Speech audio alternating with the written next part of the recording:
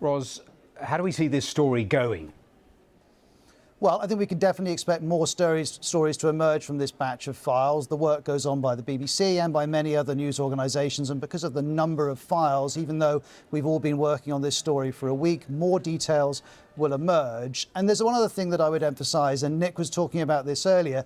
This act of transparency in the US, with the Department of Justice sharing these files, is potentially leading to further transparency in Westminster. We understand senior UK government figures may well have to share their electronic communications, their emails and messages that were exchanged with Peter Mandelson.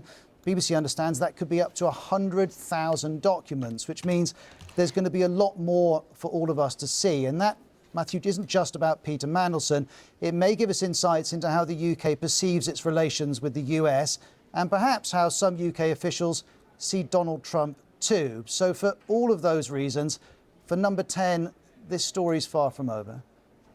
Just in about 45 seconds, Ros, I suppose the other critical element, and they'll be feeling it in number 10, they'll be feeling it in a variety of capitals and individuals.